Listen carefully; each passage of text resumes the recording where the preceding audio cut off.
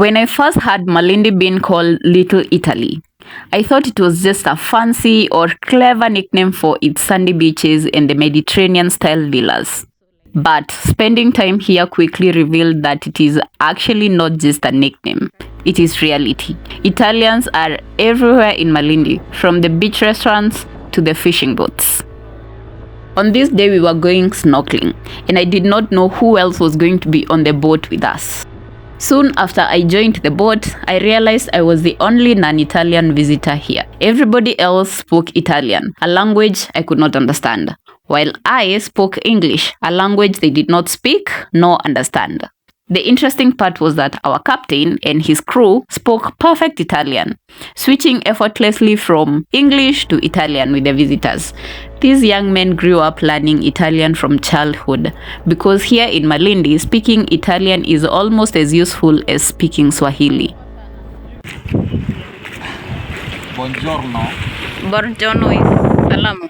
Hiyo ni kama salamu, unaweza sema ni kama good morning. Quanto giorni fai? Unasuka hapa? Piace giocare? The roots of Malindi's Italianness trace back to the 1960s when Italy built the San Marco space station just outside Malindi town. At the height of the space race, Americans were launching rockets from Florida, the Soviets from Kazakhstan, and the Italians of all places chose Malindi. It sounds unlikely, but that decision brought the first big wave of Italians here. We're talking engineers, scientists, and support staff who arrived. Some of them stayed after their work was done. They bought land, opened businesses, and eventually brought their families here. The British, who had just wrapped up their colonial rule in Kenya, watched the new Italian wave with mixed feelings. They had considered Malindi their playground during the colonial years, and now, almost immediately after independence, they were being outnumbered by Italians on the coast. But Italians were different from the British. They were less interested in the colonial administration and more interested in leisure, trade, and escape. Italians brought nightclubs, gelato parlors, and beach villas. I came to check out Rosada.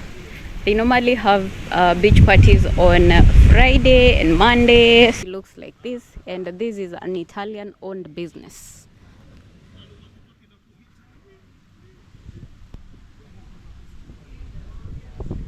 One of the most visible signs of Italian presence here in Malindi is investment by Flavio Briatore, an Italian businessman and former Formula One team manager.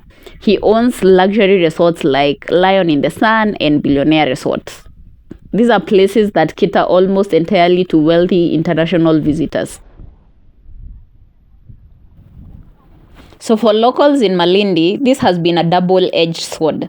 On one hand, Italians created jobs, boosted tourism, and brought international attention to Malindi. The town's economy was fragile after independence, but it found stability through Italian money. Fishermen became guides, cooks became chefs in Italian kitchens, and well, motorists found daily bread through transporting tourists from one point to another.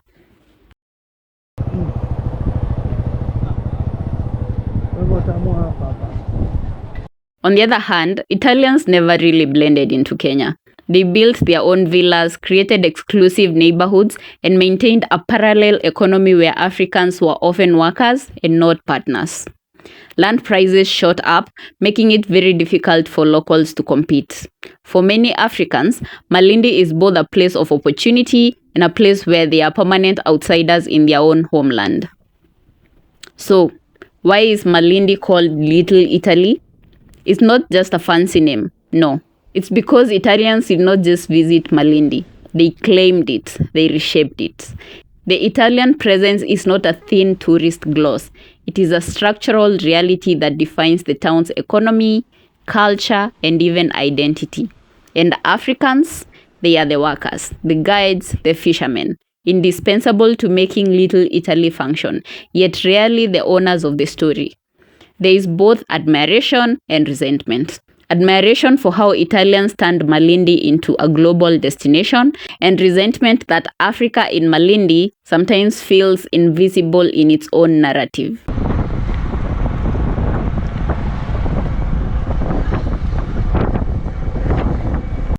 Malindi is called Little Italy because Italians came not as temporary visitors, but as settlers who embedded themselves into the town's DNA. Their presence grew out of Cold War geopolitics, expanded through tourism, and solidified through business. Today, Italians have left such a deep imprint that Malindi feels like an Italian colony within the post-colonial Kenya. But beneath the surface lies the question: whose Malindi is it? The Italian investor who owns the resort, or the African fisherman who supplies the catch? The truth is, it is both, but not equally. Little Italy is a reminder that colonial dynamics don't always vanish with independence. Sometimes they just change the language and passports.